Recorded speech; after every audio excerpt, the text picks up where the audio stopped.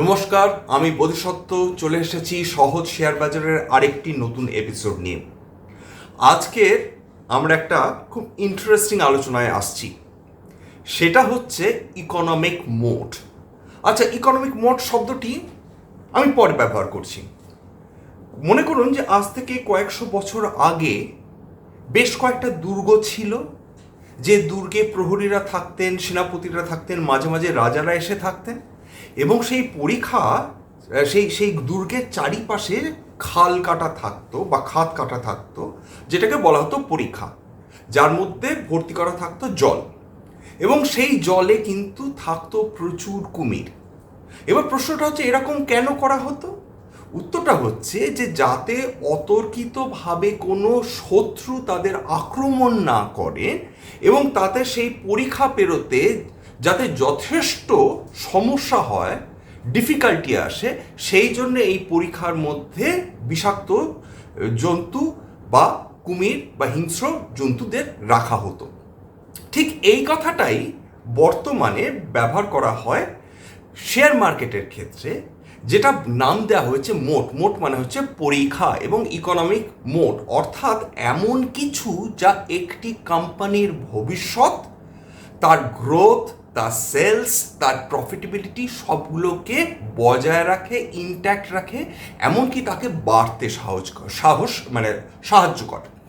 এবার দেখুন, গত এক বছর ধরে মহামারীর ফলে আমাদের যে আনঅর্গানাইজ সেক্টর, অর্থাৎ যেগুলো ঠিক অর্গানাইজ নয়, যেগুলো মানে সরকারিভাবে সেই অর্থে স্বীকৃত নয়, সেই আনঅর্গানাইজ সেক্টরে যে প্রোডাকশন হয়, সেই প্রোডাকশন বহু অংশে ব্যাহত হয়েছে, এবং তার সুবিধে কারা পেয়েছে? তার সুবিধে সেই কোম্পানিগুলো পেয়েছে যে কোম্পানিগুলো সারা ভারতবর্ষ জুড়ে তাদের ডিলার্স রয়েছে, ডিস্ট্রিবিউটার্স রয়েছে, দুর্দান্ত নেটওয়ার্ক রয়েছে, এবং যাদের এই নেটওয়ার্কের সঙ্গে সাহায্যে বা এই ডিস্ট্রিবিউশনের সাহায্যে তারা গোটা ভারতবর্ষে তাদের পণ্য পৌঁছে দিতে পেরেছে। অর্থাৎ এইটাকে বলা হয় ইকোনমিক মোড, মানে কম্পিটিটিভ অ্যাডভান্টেজ। কোনো ছোট কোম্পানি বা মাঝারি কোম্পানি আনঅর্গানাইজ সেক্টরে কোনো ধরনের লকডাউন হলে বিপদে পড়ে, যেগুলো সাধারণত বড় কোম্পানি, এস্টাবলিশড কোম্পানি সেই ধরনের বিপদে পড়ে না। ফলে তারা কি করতে পেরেছে?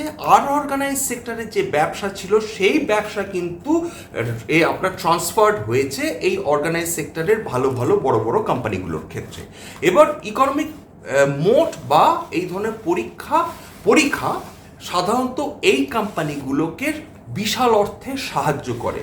তার কারণ কি? এক নম্বর হচ্ছে এই যেটা প্রথম বললাম, যে এতে দুরন্ত ডিস্ট্রিবিউশন নেটওয়ার্ক, সারা ভারতবর্ষ জুড়ে এদের প্রচুর ডিলার্স রয়েছে, এবং যাদের তারা অতি সহজেই কম সময়ের মধ্যে তারা তাদের পণ্য সরবরাহ করতে পারে, এক নম্বর।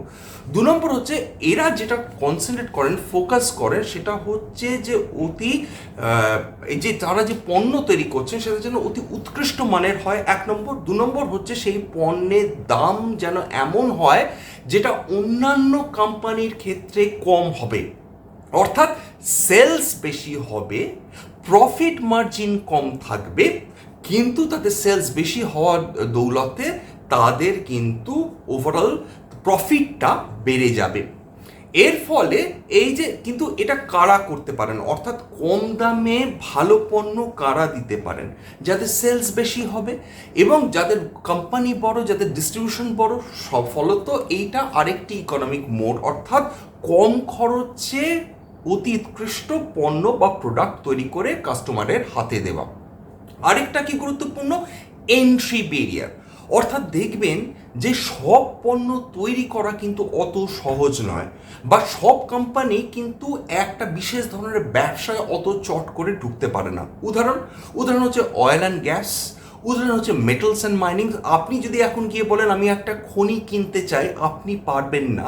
হাতে গোনা কয়েকটি কোম্পানি রয়েছে যারা একটি মাইন বা খনি কিনতে পারে, তাদের সেই ক্ষমতা রয়েছে, তাদের সেই অর্থবল রয়েছে, তাদের সেই ইনফ্রাস্ট্রাকচার রয়েছে। অর্থাৎ এটার এন্ট্রি ব্যারিয়ার কিন্তু হাই এন্ট্রি ব্যারিয়ার, যেমন হচ্ছে মেটালস অ্যান্ড মাইনিংস বললাম, অয়েল অ্যান্ড গ্যাস বললাম।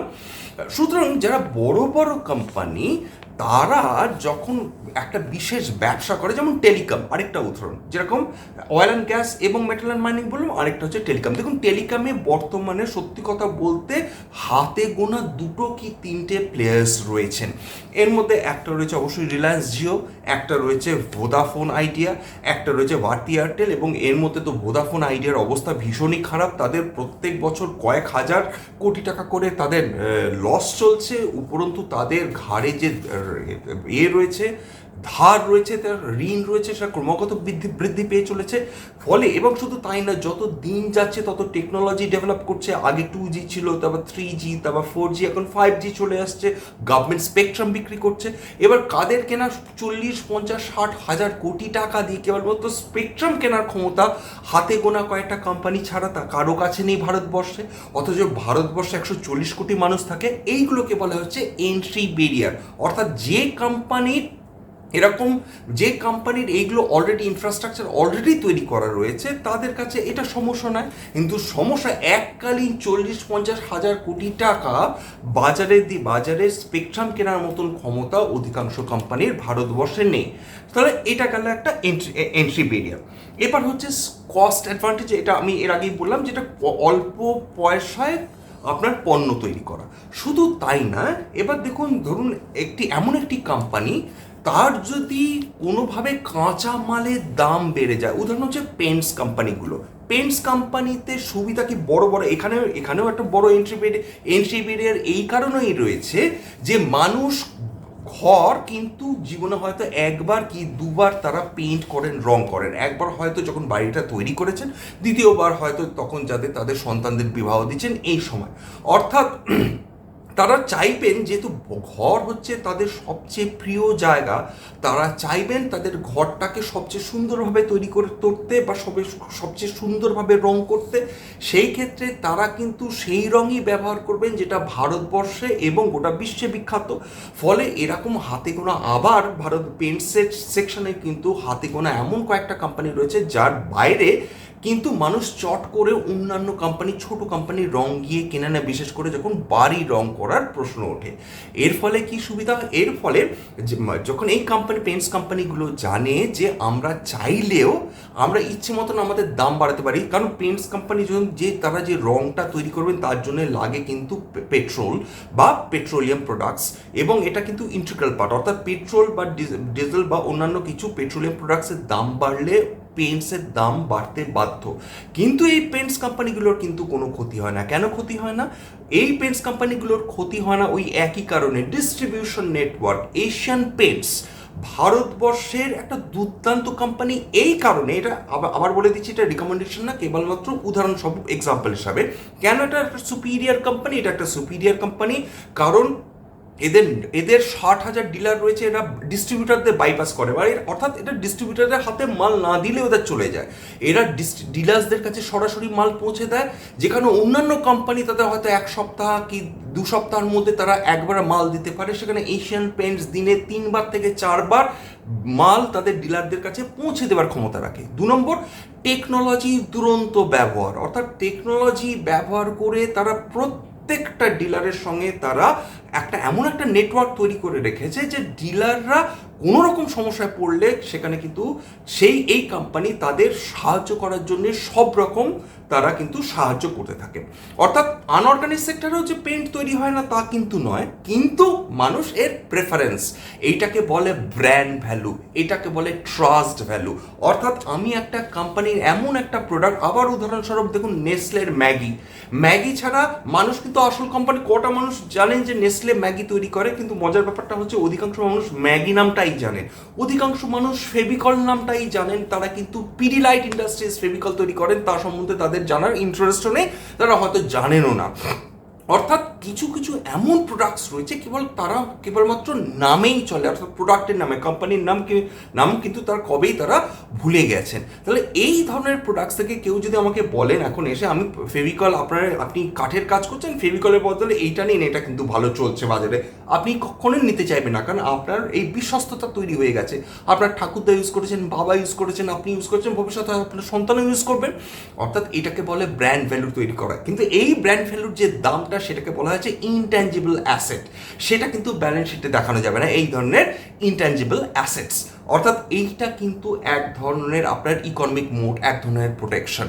অর্থাৎ এই প্রোটেকশনের সাহায্যে এই কোম্পানিগুলো কিন্তু তরবুরিয়ে সামনের দিকে এগিয়ে যাচ্ছে, তাদের ডেভেলপমেন্ট হচ্ছে। এবং cost cutting measures, Asian paints এর কস্ট কাটিং মেজার, অর্থাৎ মানে এদিক ওদিক সেদিকের যে খরচটা তারা এমন কম জায়গায় নামিয়ে এনেছে তা বলার নয়। সেই জন্য দিনের পর দিন, বছরের পর বছর এশিয়ান পেন্টস কম দামে তাদের গ্রাহকদের কিন্তু এই ধরনের জিনিসপত্র সরবরাহ করতে পারছে। আচ্ছা, আরেকটা হচ্ছে কি যে এই সুইচিং ওভার, অর্থাৎ আপনার একটি ব্যাংকে অ্যাকাউন্ট রয়েছে, ধরে তর্কের খাতিরে ধরে নিচ্ছি আপনার একটি সরকারি ব্যাংকে অ্যাকাউন্ট রয়েছে। আপনাকে কেউ যদি বলেন আপনি আপনার অ্যাকাউন্টটা এই সরকারি ব্যাংক থেকে বেসরকারি ব্যাংকে নিয়ে চলে আসুন বা করুন, আপনি কখনো করতে চাইবেন না। প্রথম কথা হচ্ছে যে আমি বাবা এটা বহু বছর আগে থেকে চিনে আসছি, হ্যাঁ আমাকে খুব বেশি ইন্টারেস্ট দেয় না, এটাও মানি, খুব বেশি সুযোগ সুবিধাও পাইনি, এটাও মানি, কিন্তু কমসে কম আমাকে তো খুব অল্প টাকা জমা রাখতে হয়। 1 নম্বর 2 নম্বর হচ্ছে আমার বাপ ঠাকুরদা এইগুলোতে এই করে টাকা জমা রেখে গেছে। শুধু নতুনভাবে আবার কোন নতুন ব্যাংকে অ্যাকাউন্ট করবো, সে যতই ভালো পরিষেবা দিক, বাবা আমি এখানেই রাখছি। এইটা এক ধরনের কিন্তু কাস্টমারকে ধরে রাখার ক্ষমতা, এটাও কিন্তু একটা ব্র্যান্ড ভ্যালু। অর্থাৎ এর ফলে এই যে সুইচিংয়ের চিন্তা, একটা জায়গা থেকে আরেকটা জায়গায় পরিবর্তন, এটা কিন্তু সাধারণত মানুষ করতে চান না। আরেকটা হচ্ছে যে এই ধরনের কোম্পানি, অর্থাৎ ইকোনমিক মোড, যাদের কাছে প্রোটেকশন রয়েছে, যাদের ইকোনমিক মোড মানে এমন একটা প্রোটেকশন যেটা অন্যান্য কম্পিটিটরসরা এসে হঠাৎ করে সেই কোম্পানিকে সরিয়ে দিতে পারবে না। অর্থনৈতিক বিপর্যয়ের সময় এই ধরনের কোম্পানিগুলোতে বাজারে মাথা উঁচু না করে দাঁড়িয়ে থাকো, কিছুটা মাথা হেলিয়ে দেয় যখন ঝড়টা আসে, তারপর ঝড় চলে গেলে তারা কিন্তু আবার সোজা হয়ে দাঁড়ায়। অর্থাৎ তাদের হাতে যথেষ্ট ক্ষমতা, এগুলো কিন্তু বেসিক্যালি ক্যাশ রিচ কোম্পানি, এদের হাই ক্যাশ ফ্লো, অর্থাৎ টাকার মানে তাদের যোগানের কখনো অভাব হয় না, ফলে এই জিনিসগুলো তাদেরকে প্রোটেক্ট করে। তাই ইকোনমিক মোটের ক্ষেত্রে কি 1 নম্বর হচ্ছে হাই এন্ট্রি ব্যারিয়ার, 2 নম্বর হচ্ছে এই লো কস্ট প্রোডাকশন, খুব কম দামি জিনিসপত্র তৈরি করা, 3 নম্বর হচ্ছে ব্র্যান্ড ভ্যালু, 4 নম্বর হচ্ছে দুরন্ত ডিস্ট্রিবিউশন নেটওয়ার্ক, আর ব্র্যান্ড ভ্যালু মনে হচ্ছে অবশ্যই ইনট্যাঞ্জিবল অ্যাসেটস। এবার চলে আসি হচ্ছে পাবলিক রিলেশনস, সম্পর্ক। বলে যে মানুষ মিষ্টি কথায় ভোলে, অর্থাৎ আপনার হাতে এমন কিছু যদি যুবক বা যুবতী থাকে যারা আপনার হয়ে কাজ করছেন এবং তারা মানুষকে কনভিন্স করতে পারেন যে এই প্রোডাক্টটা সুপিরিয়ার বা এই প্রোডাক্টটা ভালো, বা যতই অসুবিধা হোক না, কোম্পানির কোনো রকম প্রোডাক্ট নিয়ে কোনো রকম অভিযোগ থাকলে আমরা আপনার পাশে আছি, আপনার সব কিছু দেখব, এরকম যদি একটা কোম্পানি করতে পারে, খুব স্বাভাবিকভাবেই কিন্তু সেই কোম্পানির প্রতি সাধারণ গ্রাহক বা বিনিয়োগকারীরা বা ইভেন ক্রেতারা আকৃষ্ট হন। এটাকে বলে গুড পিয়ার রিলেশনস বা গুড পাবলিক পিয়ার টিম বা গুড পাবলিক রিলেশনস টিম। অর্থাৎ তাদের হাতে তৈরি থাকে এমন কিছু মানুষ যারা সব রকম সমস্যার সঙ্গে ডিল করতে পারে। এইবার এই আরেকটা যেটা হচ্ছে যে এই যে ক্যাশ ইন হ্যান্ড থাকবে, আরেকটা খুব গুরুত্বপূর্ণ, ক্যাশ ইন হ্যান্ড, অর্থাৎ কাজটা করব যাই হোক না কেন। কিছু মানুষ, যেমন হ্যামলেটের একটা খুব মানে বিখ্যাত, শেক্সপিয়ারের একটা বিখ্যাত নাটক হচ্ছে হ্যামলেট, সেখানে একজন যুবরাজ ছিলেন যিনি সবসময় এত ইন্টেলিজেন্ট ছিলেন, সবসময় চিন্তা করতেন যে এটা করা উচিত কি করা উচিত না। সেই বিখ্যাত উক্তি, to be or not to be, that is the question. সেটা অবশ্য অন্য প্রসঙ্গ, কিন্তু বাস্তব হচ্ছে যে হ্যামলেটের ক্ষেত্রে যে দ্বিধা সবসময় কাজ করে, সেইটা কিন্তু এই ধরনের কোম্পানির মধ্যে নেই। আমরা অধিকাংশ মানুষই কিন্তু হ্যামলেটের মতন করব, অর্থাৎ প্রোক্রাস্টিনেশন এবং হচ্ছে ল্যাক অফ অ্যাকশন বায়াস, করব হ্যাঁ থাক পরে করব। এর বদলে এই বড় বড় কোম্পানিগুলো কি করে, যাদের ইকোনমিক মোট রয়েছে, করব, ভুল হলে হবে কিন্তু করব। যেমন জেফ বেজস, অ্যামাজন, তিনি বলতেন যে মানুষ যত বেশি ভুল করবে তত বেশি সে সাফল্য লাভ করবে। যে মানুষ একটি বছরে যত বেশি ভুল করেছে সেই মানুষের জীবনে সফল হওয়ার সম্ভাবনা সবচেয়ে বেশি। অর্থাৎ এবং তিনি এই পলিসি কিন্তু তার কোম্পানির ক্ষেত্রেও ব্যবহার করেন। অ্যামাজন প্রচুর প্রোডাক্টস তার লঞ্চ করার পর ফেল হয়েছে, মিজারেবলি ফেল করেছে, কিন্তু তার সাথে অ্যামাজন তার পথ চলাটা কিন্তু থামিয়ে দেয়নি, ক্রমাগত ইনোভেট করে গেছেন। এবং আরেকটা ব্যাপার হচ্ছে যে ইনোভেশন কমপ্লিট ইনোভেশন, মানে র্যান্ডম ইনোভেশন, প্রত্যেক দিন প্রত্যেক বছর নতুন নতুন প্রোডাক্টসের কথা চিন্তা করতে থাকা, এটাও কিন্তু এই ধরনের কোম্পানি যাদের ইকোনমিক মোট রয়েছে তারা এটা করতে পারেন। তাহলে ইকোনমিক মোটের অর্থ হচ্ছে কম্পিটিশনকে দূরে সরিয়ে রাখা, মার্কেট শেয়ার ইনক্রিজ করা, প্রফিটেবিলিটিকে হয় টিকিয়ে রাখা বা ইনক্রিজ করা, এবং অবশ্যই ব্র্যান্ড ভ্যালু বা পেটেন্টস বা এই ধরনের ট্রাস্টটাকে কাস্টমারদের মধ্যে, কাস্টমার রিটেনশনটাকে একদম ঠিকঠাক রাখানো অথবা তাকে বৃদ্ধি করা। তাহলে আশা করি এই ভিডিওটা আপনাদের ভালো লাগলো, আপনারা বুঝতে পারলেন যে ইকোনমিক মোড কাকে বলে। যদি আপনাদের মনে কোনো প্রশ্ন থাকে অবশ্যই কমেন্ট সেকশনে, এই ভিডিও কমেন্ট সেকশনে আপনারা জানাবেন। আর অবশ্যই প্লিজ প্লিজ প্লিজ সাবস্ক্রাইব করবেন, যদি ভালো লাগে বন্ধুদের সঙ্গে শেয়ার করবেন এবং অবশ্যই একটি লাইক দিয়ে আমাকে অনুপ্রাণিত করবেন। নমস্কার।